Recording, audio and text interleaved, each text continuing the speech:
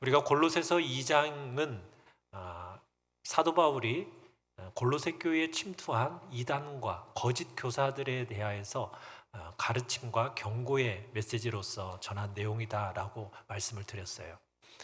여러분, 우리 한국 교회는 유난히도 이단이 많습니다.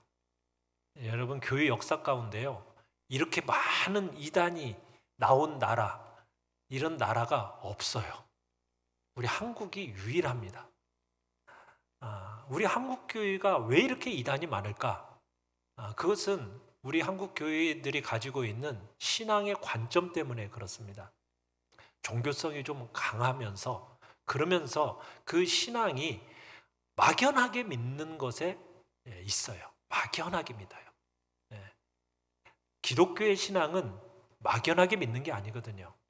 성경에 가르치는 대로 잘 정리되고 생각하는 것이, 여러분, 이게 기독교의 신앙인데, 우리 한국 교회는 이런 것들을 충분히 제대로 가르치지 못하면서 한국 교회 신앙의 많은 부분들이, 이단들이 이렇게 침투하기에, 굉장히 틈새를 비집고 들어오기에 그런 바탕이 우리 한국 교회 안에 이렇게 이루어지게 되었어요. 진리에 대해서 어떻게 보면은 정리된 지식들이 있어야 되고, 그에 비해서 상대적으로 너무 부족하다 보니까 분별력이 떨어져요. 변별력이 떨어지는 거예요. 그래서 많은 혼돈이 있게 되고, 그런 혼돈의 틈새들을 비집고 수많은 이단과 거짓 선생들이 들어와서 지금 신앙을 왜곡시키는 경우가 참으로 많다라는 사실입니다. 이단들은요, 언제나 우리에게 좋은 것들을 준다고 그래요. 좋은 거. 그러면서 이들은 여러 가지 것들을 막 다 인용합니다. 뭐 교회 안에 훌륭한 사람들도 인용하고요, 또 세상에서 뛰어난 사람들도 인용하고, 또 세상 사람들이 보편적으로 좋아하는 어떤 금욕적이고 경건해 보이는 어떤 사례들, 이런 것들도 인용하면서 이 이단들은 이게 기독교인지 이게 정말 이단인지 전혀 헷갈리도록, 그래서 분별력을 잃어버리도록 만드는 것이 이단들이 하는 일이에요. 그래서 이단들을 식별하기가 그리 쉽지 않습니다. 어려워요. 자, 그러면은 이단들이 대부분은 어떤, 이게 이제 분별하는 데 있어서 중요한 요소가 하나가 있는데, 뭐냐면 이단들은 이제 어떤 것을 주로 사용하느냐면, 우리 대부분의 사람들이 신앙이라는 것을 어떤 식으로 대부분 가지게 됩니까? 그냥 내가 이 세상을 살아가는 데 있어서 보탬이 되는 도구 정도로 신앙을 여기는 경우가 많아요. 내가 이 땅을 살아가는데 좀 뭔가 도움이 되고 나한테 뭔가 유익을 주는 그런 도구로서 신앙이라는 것을 사용한다라는 거예요. 그러다 보니까 이단들은 우리의 삶이 변화되지 않아도 유용하고 좋은 것들을 많이 얻을 수 있는 것처럼 얘기를 해요.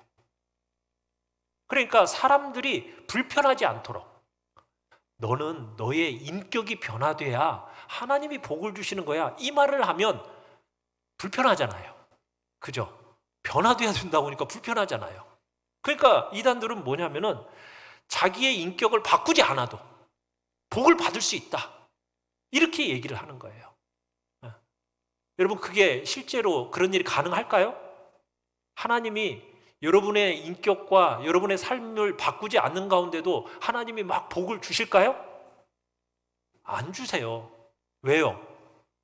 바뀌지 않은, 감당할 수 없는 복을 주면 그 사람은 그게 뭐가 돼요? 그 사람에게 자기를 해하는 것이 되기 때문에 하나님은 사랑의 하나님으로서 변화되지 않는 인격을 가진 존재에게 함부로 복을 주시지 않습니다. 기독교는 절대로 그렇게 가르치지 않아요. 그런데 이단들은 그렇지 않거든요. 사이비들은 그렇지 않아요. 기독교는요, 자기 자신의 진정한 변화가 있어야 돼요. 그런 것 없이 복만 주는 그런 신앙 가르치지 않습니다. 그래서 기독교의 신앙은 항상 본질적인 변화를 추구하는 거예요. 외적인 모양이 변화가 아닌 내적인 변화를 촉구하는 겁니다. 우리의 인격의 변화, 우리의 삶의 변화. 그런데 어리석게도 외적으로 종교적인 열심을 내기만 하면 마치 내적인 변화가, 내면의 변화가 될 것처럼 생각을 합니다. 아닙니다. 우리 내면의 변화는요, 외적인 열심과 열정으로 되어지는 게 아니에요. 외적인 변화는 내면의 변화가 우선해야 되는 거예요. 그래야 이루어지는 겁니다. 외적으로 아무리 열심을 낸다고 해서 내면이 바뀌는 법이 없는 것이에요. 그런데 이단들은 다양한 방법으로 우리를 속이면서 진리를 떠나도록 만들어요. 그게 오늘 우리 한국교회에 만연한 이단의 모습들입니다. 우리 기독교회는 여러 교파들이 있어요. 우리 교회는 어느 교파에 속해 있죠? 장로교회에 속해 있습니다. 장로교 말고도 또 여러분이 아는 교파들이 있죠. 뭐 감리교도 있고 침례교도 있고 성결교, 뭐 순복음교, 뭐 이런 교단들이 있어요. 교파들이 있어요. 이런 교파들을 우리는 이단이라고 말하지는 않습니다. 그들과의 교리적인 면에 있어서 분명한 우리 장로교와 차이가 있지만 진리의 큰 틀 안에서는 서로 용납할 만한 차이이기 때문에 그래서 그들을 이단이라고 얘기하지 않습니다. 그러나 이단이나 거짓 선생들은요, 그들은 용납할 수 없는 내용으로 진리를 왜곡하는 사람들이에요. 거짓 선생들은 그래서 아까도 얘기했지만 자신은 변화되지 않아도 얼마든지 복을 누릴 수 있다. 그러다 보니까 그런 쉽고 편한 길을 가르치다 보니까 자신들의 교주들도 보면은 변화되지 않고 오히려 죄와 여러 가지 허물진 모습들을 많이 드러내고 오히려 그런 일들을 자행하는 일들, 부추기는 일들이 일어나게 되는 거예요. 자기들만의 어떤 독특한 경험, 이런 것들을 얘기하면서 우리는 기독교와는 다르다. 여러분 그런 식으로 가르치는데 여러분 우리는 그렇지 않습니다. 우리는 무엇이 중요합니까? 누구나 예수님을 믿으면 구원을 받는다라고 얘기해요. 근데 이단들은 그렇지 않아요. 예수님을 믿는 것으로 전부가 안 되고 거기다 뭔가를 항상 추가하도록 얘기를 해요. 우리는 어느 민족이든 어떤 피부색을 가지고 있든 여러분 어떤 사람이든 관계없이 예수님을 믿기만 하면 구원을 받는다라고 얘기를 합니다. 그러나 그들은 그렇게 얘기하지 않아요. 그들은 뭐라고 얘기합니까? 자기들의 공동체 안으로 들어와야만이 구원이 있다. 이렇게 가르쳐요. 분리주의죠. 여러분 그게 이단들의 특징이라는 것을 기억하셔야 돼요. 자, 1번 같이 한번 읽어보겠습니다. 시작. 이단들의 전략을 분별하라. 자, 여러분 이단과 거짓 선생들이 사람들을 속이고 사람의 영혼을 미혹하고 노략질하는데 여러 가지 방법을 쓰는데 그 중에 하나로서 오늘 8절에서 얘기하는 것이 있습니다. 우리 8절을 같이 한번 읽어보겠습니다. 시작. 누가 철학과 헛된 속임수로 너희를 사로잡을까 주의하라. 이것은 사람의 전통과 세상의 초등학문을 따름이요 그리스도를 따름이 아니니라. 자, 여기서 나오는 철학이라는 단어가 나옵니다. 여러분 성경은 뭐 철학을 무시하라 이렇게 얘기하는 게 아니에요. 여러분 철학이라는 학문이 어떤 학문입니까? 어떻게 보면은 인간에 대해서 세상에 대해서 근본 원리, 삶의 본질을 연구하는 학문이 철학입니다. 여러분 이 철학이라는 것은 하나님의 일반 은총에 속한 영역입니다. 우리가 흔히 이 신앙이라고 얘기하고 성경을 얘기할 때는 무슨 은총이라고 얘기합니까? 특별 은총 이렇게 얘기합니다. 특별 은총. 그러니까 신앙의 영역은 하나님께서 우리에게 특별하게 계시해서 보여주신 특별 은총의 영역에 속하는 거예요. 그러면 성경 이외에 다른 이제 철학이나 과학이나 여타 다른 학문들 있지 않습니까? 다른 학문들은 여러분 어떤 영역에 속하는 거냐? 하나님과 관계없는 마귀적인 학문일까요? 아닙니다. 그 학문들도 동일하게 하나님의 은총, 일반 은총 가운데서 우리에게 주어진 학문입니다. 여러분들이 이것을 기억하셔야 돼요. 우리가 성경 말고 모든 다른 학문들을 무시해라. 여러분 그 얘기를 하는 게 아닙니다. 다른 학문들은 쓸데없다. 그 얘기를 하는 게 아닙니다. 그저 성경만 읽어라. 그 얘기를 하는 게 아닙니다. 철학과 같은 학문, 다른 과학과 다른 학문들도 다 하나님의 은총 안에서 우리에게 주어진 학문이에요.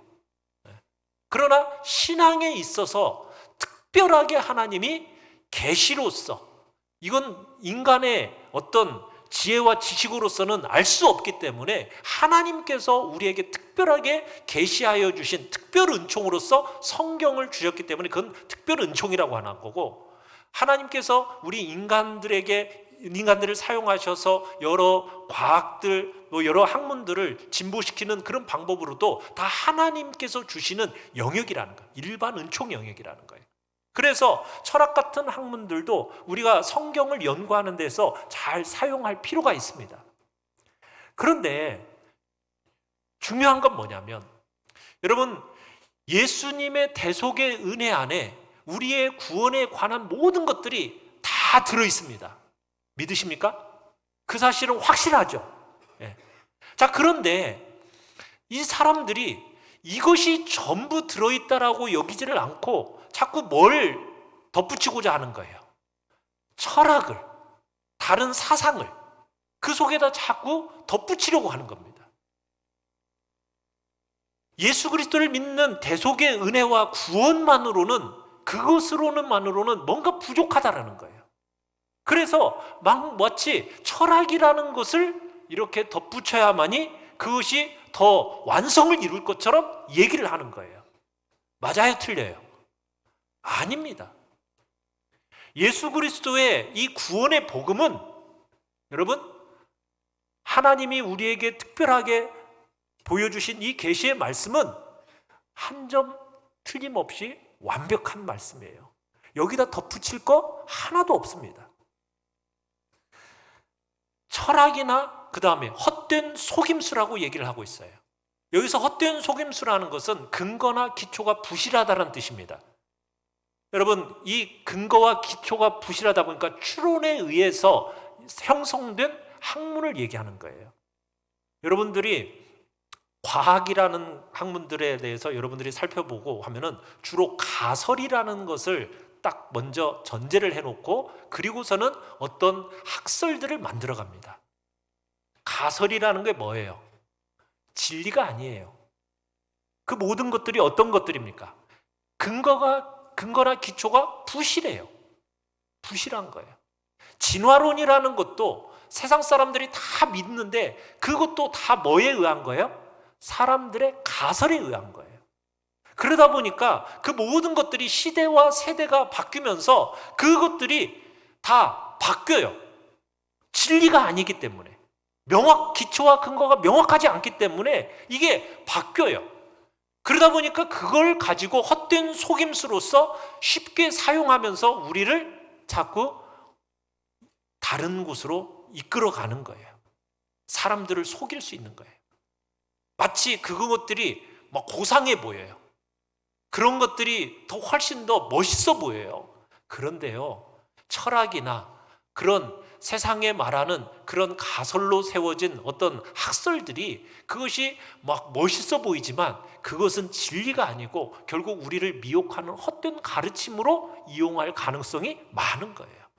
그래서 그런 헛된 가르침에 넘어가면 안 된다는 거예요. 8절을 한번 보시면은 8절 상반절에 그렇게 얘기하죠. 누가 철학과 헛된 속임수로 너희를 뭐 할까? 사로잡을까 주의하라. 이렇게 얘기하고 있어요. 여러분, 여기서 사로잡을까라는 말은 무슨 말이냐면 종으로 삼는다는 얘기예요. 종으로 삼는다. 그러니까 이단과 거짓 교훈들은 사람들을 종으로 삼아버려요. 이게 제일 큰 문제예요.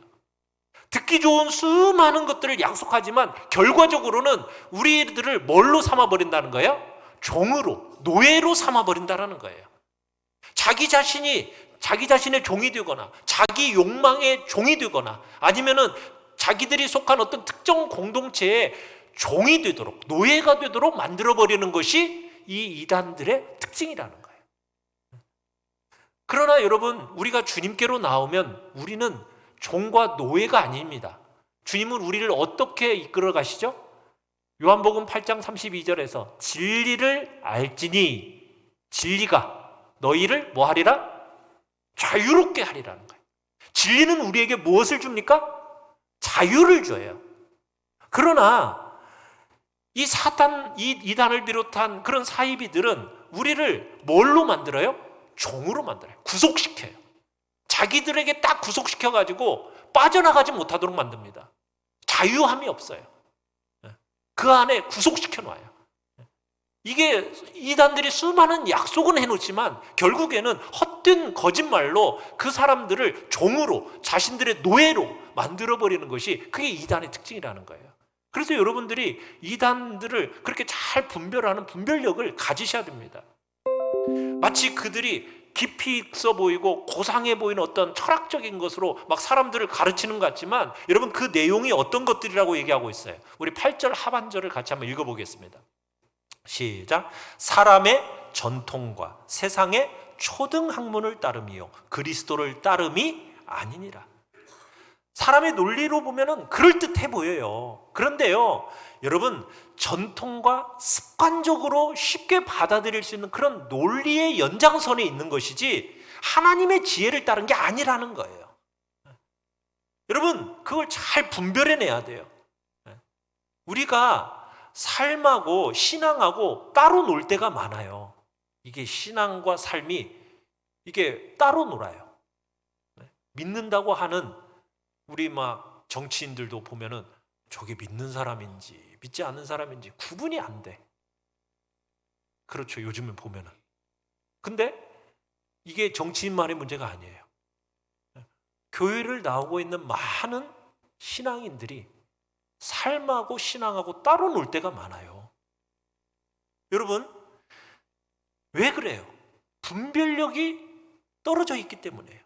하나님의 지혜인지 그분의 말씀인지 이게 분별하려고 하질 않아요. 그냥 사람들의 전통과 지식을 따라서 그냥 그대로 쉽게 받아들이고 내 욕망, 거듭나지 않은 그 본성에 익숙하다 보니까 그냥 그것을 그대로 쉽게 받아들이다 보니까 그런 식으로 가는 거예요.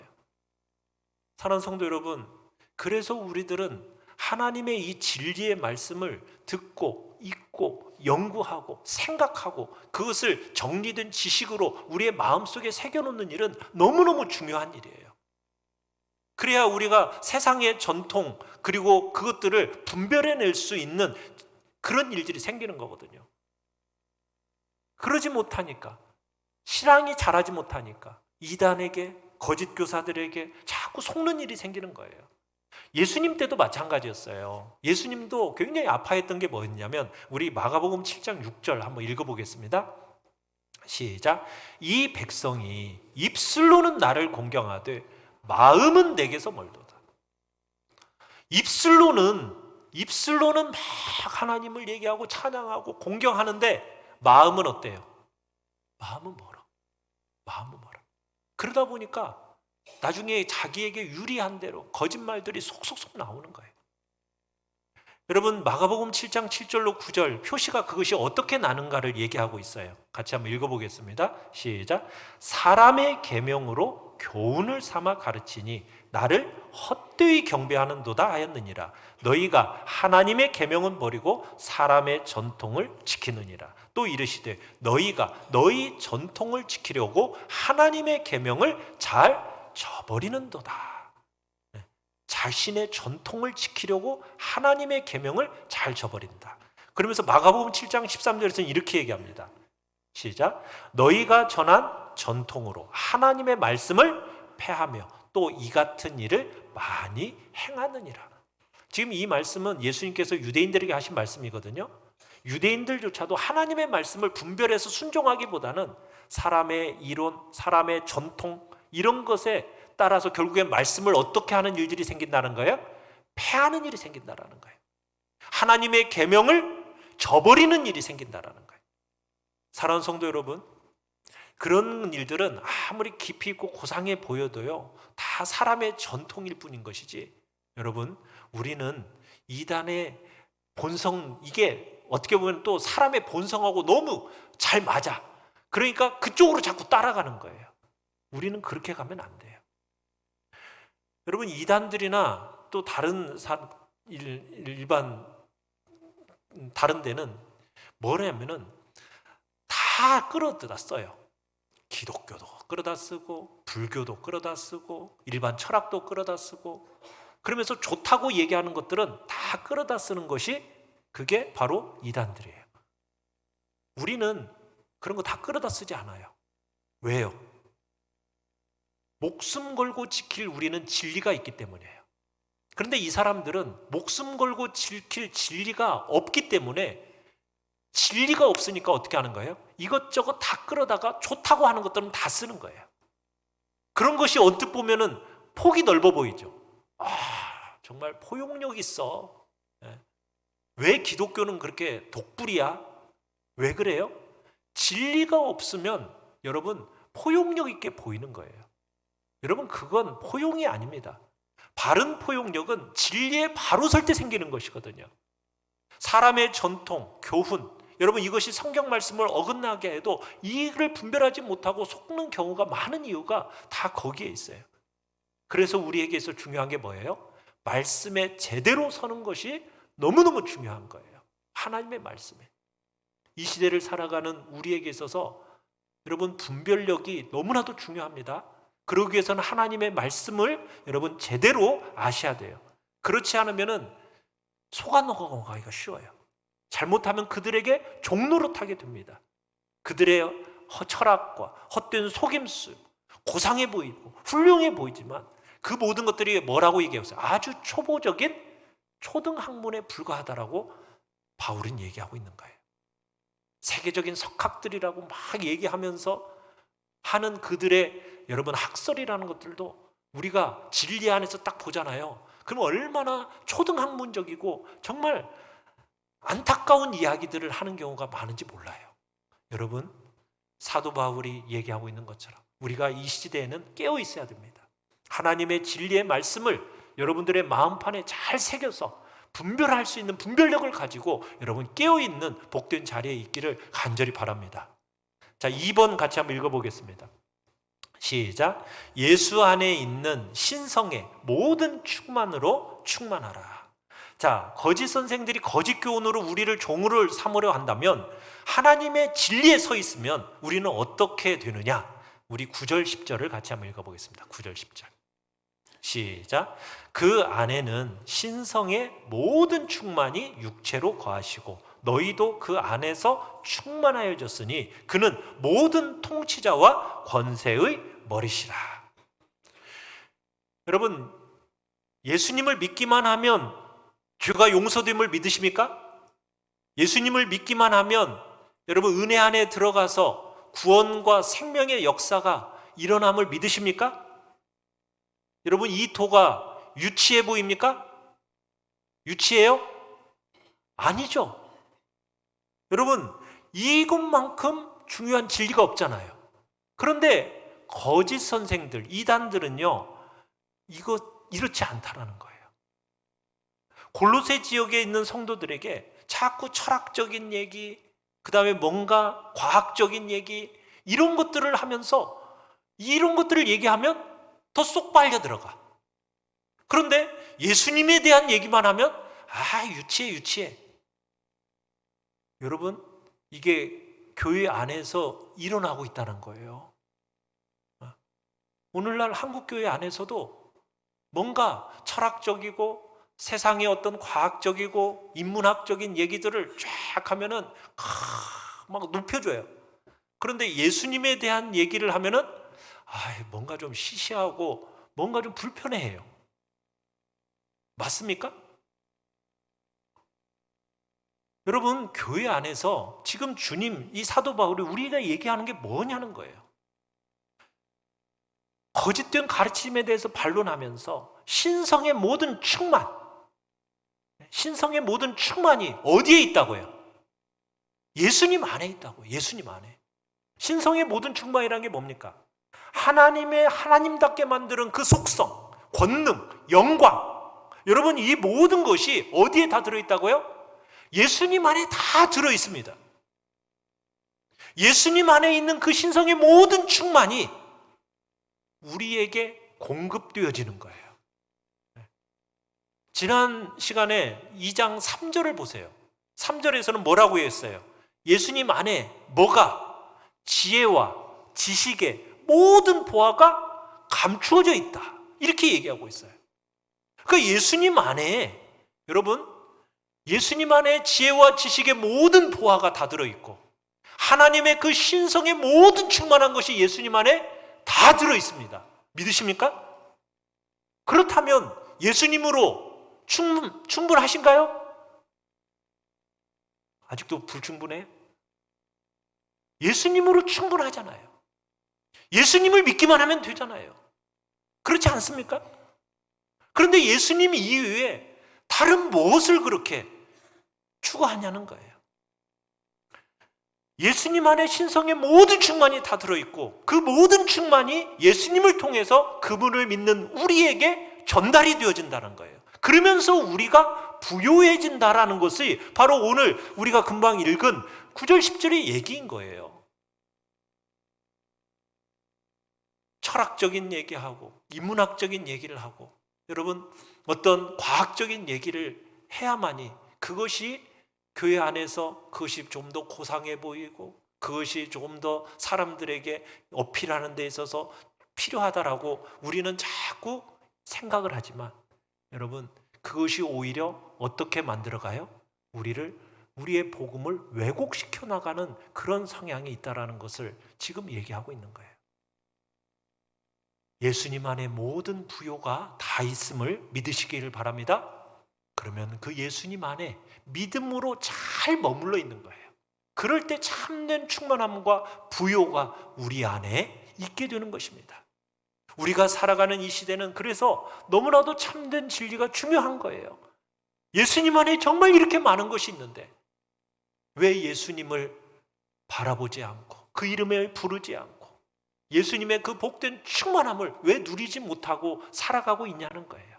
왜 다른 것에 자꾸 마음을 뺏기고 다른 것을 찾느냐는 거예요. 그럴 필요가 없음을 얘기하고 있어요. 여러분 예수님 안에 있는 충만이 무엇입니까? 우리 스스로는 존재할 수 없는 존재지 않습니까?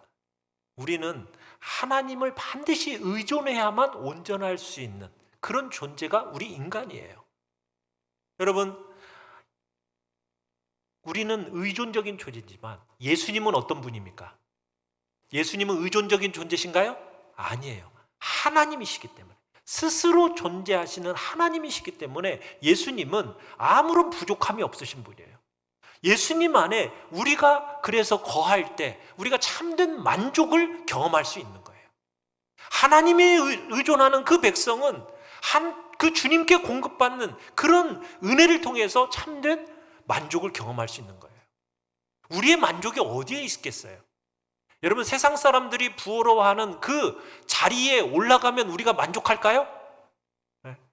여러분 세상 사람들이 그렇게 선망하는 그 자리에 올라가면 우리가 만족할 수 있겠냐는 거예요. 세상은 그렇게 가르쳐요. 그렇지만 우리가 그 자리에 이를 수 있는 사람은 여러분 소수입니다. 소수. 그 소수의 사람들도 그 자리에 올랐어도요 만족을 느끼질 못해요. 결국 만족할 수가 없어요.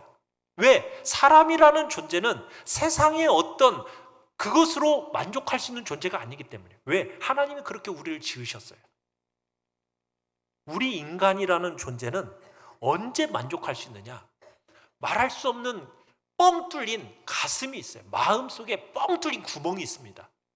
그 구멍에 뭘 채워야 가득 찰 수 있을까? 세상의 것이 아무리 집어넣어도 거기를 채울 수가 없어요. 무엇으로 채워질 때 그 뻥 뚫린 가슴이 꽉 채워질 수 있다고요? 충만하신 하나님, 예수 그리스도, 그분으로 채워질 때 우리의 뻥 뚫린 가슴이 꽉 차는 거예요. 그래야 만족이 나타나는 거거든요. 그래서 우리 안에 살아계시고 스스로 존재하시는 그 하나님, 우리 주 예수 그리스도, 그분이 우리 안에 들어와서 그분이 주시는 충만함으로 우리가 채워질 때 우리가 참된 만족을 누릴 수 있게 되는 것입니다. 그분의 영광과 존귀와 부귀가 다 예수 그리스도 그분 안에 있음을 믿으시길 바랍니다. 세상이 말하는 구조는 여러분 어떤 구조입니까? 경쟁이에요. 경쟁해서 이겨야 사람이 존귀해진다라고 자꾸 가르쳐요. 그래서 자꾸 경쟁해서 1등 해야 된대요. 1등 해야만 그래야 존귀해진대요. 그럼 1등은 몇 명인데요? 한 명밖에 없잖아요. 그럼 누가 존귀해지는가요? 그 한 명? 여러분, 우리는 자꾸 그런 경쟁 속에서 살아가요. 여러분, 그렇게 경쟁으로 존귀해지는 게 아닙니다. 경쟁에서 이겼다고, 많은 것을 소유했다고, 신분과 지위가 높아졌다고, 여러분, 그렇다고 우리가 존귀해지는 게 아니에요. 그렇게 해서 막 사람들 짓밟고 올라가면은 존귀해지겠어요? 아니에요. 사람의 존귀함이란 것은 그런 방식으로 얻을 수 있는 게 아니거든요. 사람의 존귀함은 스스로 계시고 존귀와 영광으로 충만하신 주님, 그 주님이 우리를 충만하게 하실 때 우리가 존귀함을 회복할 수 있는 것입니다. 사랑하는 성도 여러분, 하나님이 주시는 그 존귀함으로 만족할 수 있기 위해서는 우리의 뻥 뚫린 가슴에 누가 들어와서 채워져야 돼요? 충만하신 예수 그리스도. 여러분, 그분만이 우리를 만족해 하시고 우리를 존귀케 하시는 유일한 길임을 믿으시길 바랍니다. 이단과 거짓 선생들은 그렇지가 않아요. 예수 그리스도 이후에 자꾸 다른 것들을 덧붙이려고 하고 자꾸 얘기해요. 그리고 자기들만의 공동체 안에 들어와야만이, 그래야 만족이 있다라고 얘기해요. 아닙니다. 그건 다 거짓일 뿐이에요. 오늘날 우리가 정말 풍성한 복, 많은 것을 우리가 이 땅에서 얻고 누리며 살아가고 있지만, 여기 계시는 많은 분들이 60, 70년대, 7, 80년대를 거쳐 오셨잖아요. 거쳐 오시면서 참 어렵게 살아오셨죠. 힘들고 고통과 가난 속에 살아왔어요. 그런데 여러분, 그 시대와 오늘 이렇게 풍요로운 시대를 비교해 보면 어때요? 지금이 막 기쁘고 행복하고 그냥 만족이 넘쳐납니까? 아니, 오히려 과거가, 그때는 참 정도 있고 뭔가 사랑도 있고 더 풍성했던 것 같은데, 시대가 지나가면 지나갈수록 정도 사라지고 각박해지고 서로에 대해서 또 미움이 커져가고, 그로 인해서 자살률은 더욱더 높아져가는 그런 시대가 되어버렸다는 것은 뭐가 잘못된 것일까요? 뭐가 잘못돼서 지금 이런 시대로 가고 있는 것입니까? 자기 자신과 자기 욕망과 자기 미래, 자기 집안, 이것만 고집하다 보니까 결국에는 이런 시대가 온 거예요. 여러분, 대가를 지불할 핵심 가치가 있는데 그런 것들을 놓치면서 우리에게 주어져야 할 충만함이 다 사라져 버렸어요. 과거에는 정말 목에 칼이 들어온다 할지라도 말씀에서 아니다 하면은 어떻게 했어요? 아니다 하고 목숨 걸었잖아요. 근데 지금은 어때요? 목숨 걸라고 하면 못 걸죠. 막 아까워하잖아요. 손에 쥐었던 거 놓기가 너무 이게 아깝잖아요. 그러니까 어때요? 포기하지 못하고 놓지 못하고. 우리의 충만은 예수님께 있는데 내 손에 이것 쥐고 있는 그것들을 아장바장 붙들고 사느라고 그 충만을 다 잃어가고 있다는 사실이에요. 사랑하는 성도 여러분, 우리가 그런 척박하고 삭막한 인생을 우리가 살아가고 있는 것은 아닌지, 우리의 삶의 본질을 다시 한번 하나님이 모든 본성으로 출발하신 그 예수님께 충만함을 얻는데 여러분 자신들을 힘써 들어가시기를 간절히 바랍니다. 3번 같이 한번 읽어보겠습니다. 3번이십니다. 시작. 그리스도의 충만함으로 변화받으라. 자, 11절을 보시면 주님 안에 있는 충만이 어떤 것인지를 설명을 해주고 있어요. 시간이 없어서 11절부터는 깊이 설명을 못하고 이제 다음에 할 텐데요. 11절을 읽어보겠습니다. 11절 시작. 또 그 안에서 너희가 손으로 하지 아니한 할례를 받았으니 곧 육의 몸을 벗는 것이요 그리스도의 할례니라.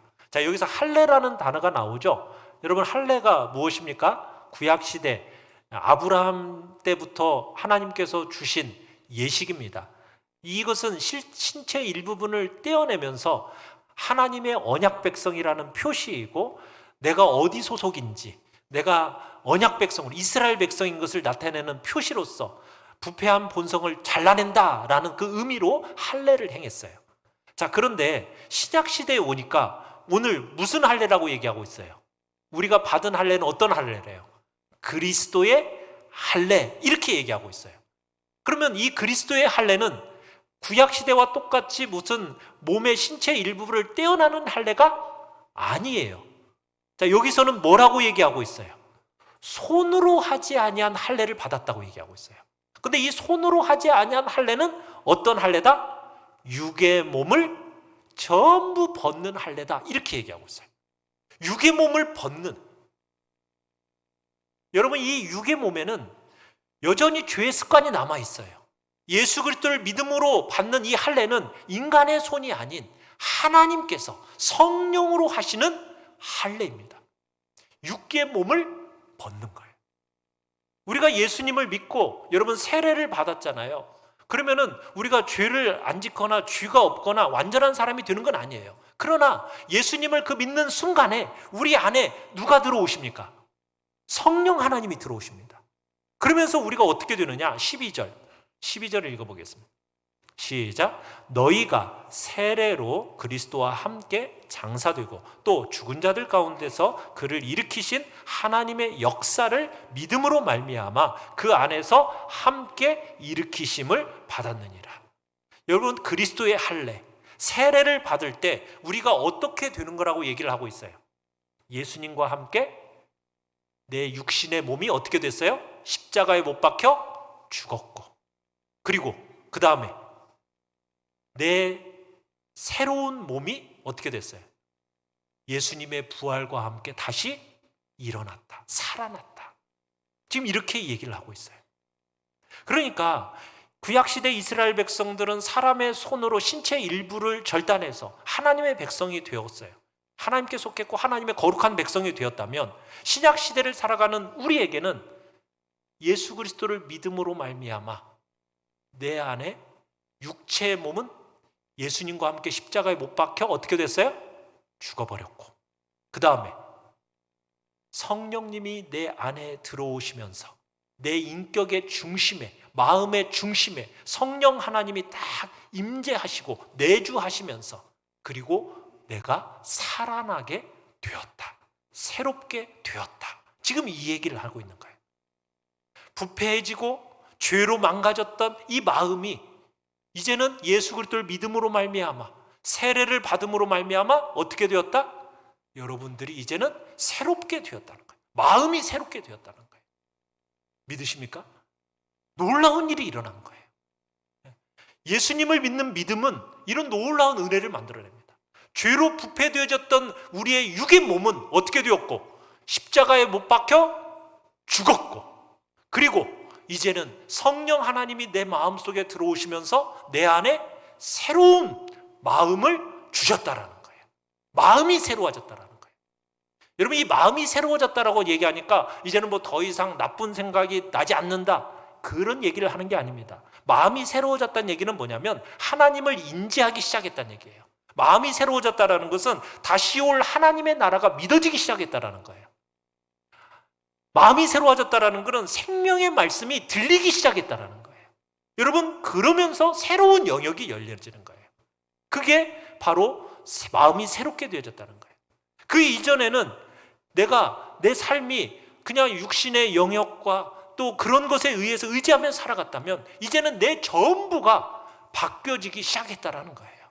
여러분, 이게 중요한 거예요. 성도는 몸의 한 부분을 베는 자가 아니라 예수님과 함께 십자가에 못 박혀 죽고 옛 몸을 벗어버리고 이제는 옛사람이 죄를 향해서 죽었고 새로운 사람이 예수님과 함께 의를 향해서 살아난 존재가 되었다라는 거. 여러분, 이게 우리의 정체성이에요. 예수님을 믿는 믿음으로 이제는 우리가 그렇게 바뀌어진 거예요. 내면이 바뀌어진 거예요. 그 내면이 바뀌어지면서 우리가 어떻게 돼요? 바깥으로 선을 행할 수 있는 존재가 된 것입니다. 우리의 속사람이 참되고 진실하게 바뀌기 시작하니까, 속이 바뀌니까 겉이 어떻게 돼요? 말이 바뀌고 표정이 바뀌고 우리의 인격 구석구석이 바뀌기 시작하는 거예요. 이게 뭐 한순간에 그냥 인격이 뭐 확 바뀌는 게 아니라 점차 바뀌어 나가는 거예요. 조금씩. 그러나 그 변화는 완벽한 변화죠. 이게 예수 그리스도를 믿음으로 말미암아 우리에게 주어진 놀라운 역사예요. 그런데 여러분, 예수님의 그 충만함이 이제 우리의 중심에서부터 출발해서 우리의 인격과 우리의 삶에 영향을 끼쳐서 우리를 새로운 사람으로 변화시키는 하나님의 역사가 지금 시작되고 있는 것입니다. 여러분의 속에 성령 하나님께서 들어오셔서 여러분들의 인생을 지금 바꿔가고 계심을 여러분들은 느끼고 계십니까? 여러분, 그렇다면 세상에 어떤 왜곡된 지식, 초등학문, 여러분 그런 헛된 학설, 여러분 그것에 근거해서 여러분 자꾸 도전해오는 그것에 너무 흔들리지 마십시오. 그런 것들을 분별해내시고 생명의 말씀에 깊이 뿌리 내리는 복된 자리에 우리 모두가 있기를 간절히 바랍니다. 그래서 여러분 자체를 바꿔 나가시고 여러분이 참되게 우리를 빚어가시는 그리스도 안에서 충만하게 되어서 복된 신앙의 삶을 살아가시기를 간절히 축원합니다. 우리 시간 같이 찬양하며 기도를 하겠습니다.